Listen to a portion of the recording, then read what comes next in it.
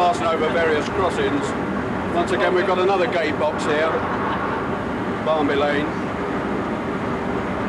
You can remotely monitor some of these crossings through closed circuit television, as well as the one he's actually at.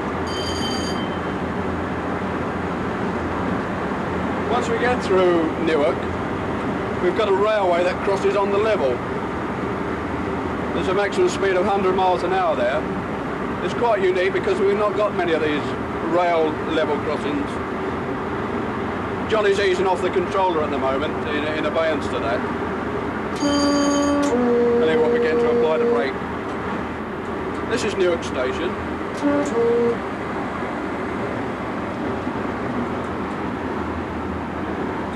And we're passing through here at, what, 110 just miles an hour? Yeah. Coming down to 100 miles an hour for this rail level crossing. And then we'll pass over the River Trent via a girder bridge. I've noticed that they're all multicoloured. It almost looks like a tube map of London here. What's the significance of the colours? Well, it's the track circuits, which are the electrical circuits which were referred to yesterday. Down lines generally are coloured brown and green, and up lines blue and yellow. Mm-hmm. And it merely identifies upline from down, although we know which they are anyway.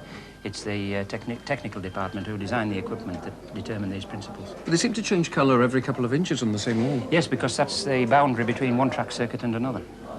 Right. So you'll observe, if this was a shorter train, or indeed just a light locomotive, very short, it would hop from one track circuit to another very quickly. But because this is an 8-coach train with 2 power cars, it straddles the track circuit as is passing along and then clears the one. How do you know it's an 8-coach train? Well, that's a standard formation of the Eastern Region HST sets. The cross-country sets are 7-coach trains. Mm-hmm. That's the ones from west of England to Scotland. Now, I detect coming through here not just a kind of enthusiasm for the job, I detect that maybe you're a bit of a train buff anyway, are you?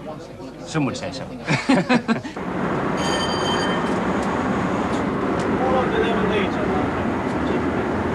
About ready 11 o'clock. 10, so 6, John can't take his eyes away from the track. No, he very briefly to look at his controls, but he's maintaining a vigilance out in the front there all the time, with the assistance of Ron, obviously.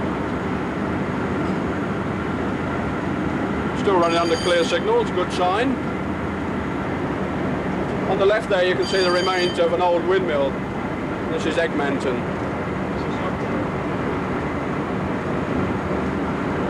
Because of the curvature of the line again, we've got this 115 mile an hour speed restriction.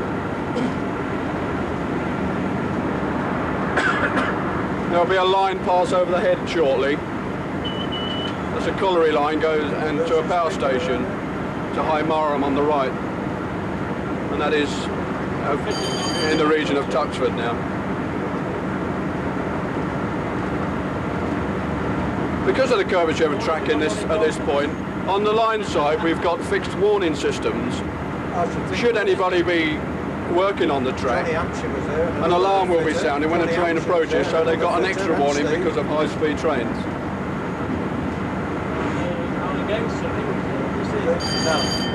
Explain the bells to us.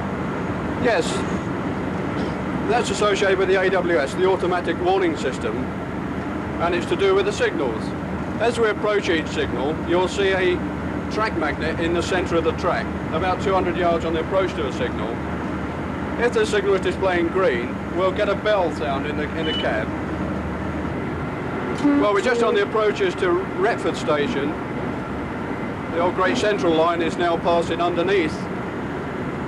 At one time used to be on the level, as we had at Newark, but because of the advent of high-speed trains, they decided to go underneath.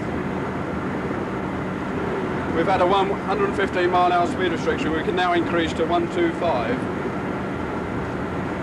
9:26, should be through Retford by 9:27. It's 10.5 minutes run, should be in Doncaster about 9:38. It's due in at 9:39, so we're going to be a minute early with a bit of luck. So that's down to what we were talking about earlier, the recovery times, the rules of the route. He's got 4.5 minutes more than his normal running time between Retford and Doncaster, allowed in the timetable. And that's to cater for our 80 miles an hour temporary speed restriction just south of Grantham, and the possibly the other slack on the Peterborough patch. So if you'll excuse the pun, there is a buffer as such built into the system, yeah. Now, he's just come through, what was that, Grove Road level crossing. Now, it doesn't have CCTV, which I know stands for closed-circuit television, printed up there. How do you know that that crossing was safe for the train to come through? Well, we didn't actually operate the crossing. There's still a gate box at Grove Road, which is an old type signal box, and his sole responsibility is dealing with the level crossing aspect. We let the trains proceed as long as they're safe to proceed under the signalling regulations. He lowers his barriers and clears our signals for us at the appropriate time in order that the train doesn't get delayed. If there were a problem, how would he let you know? He would give us a ring on the phone. Right. And then we would take whatever action was required.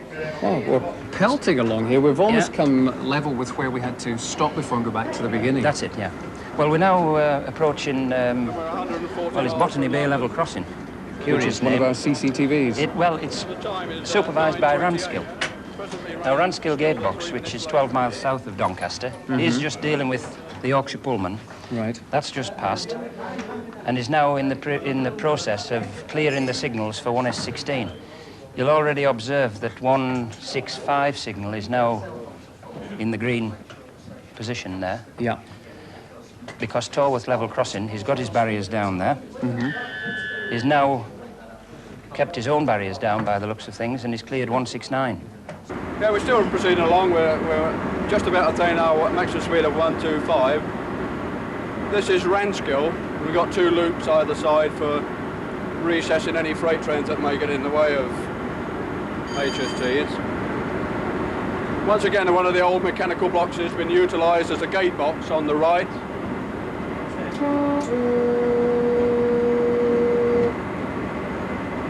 It's quite nice to see them pieces of architecture of the old LNER and GNR system. Still keeps a bit of character to the line, I think. As you can see ahead, we've got workmen on the track. Most important for the workmen to wear their high visibility clothing. It'll be some distance closer than this where we normally see them if they hadn't have worn that clothing. And they have to acknowledge. Yes. John will sound a warning horn to them. It's up to the workmen then to acknowledge him by raising an arm above the head. John's easing the controller off at the moment. We're approaching Bawtry Viaduct where we've got 110 mile/h speed restriction.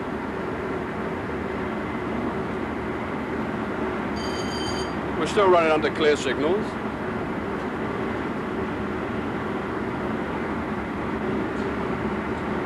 John is now making a brake application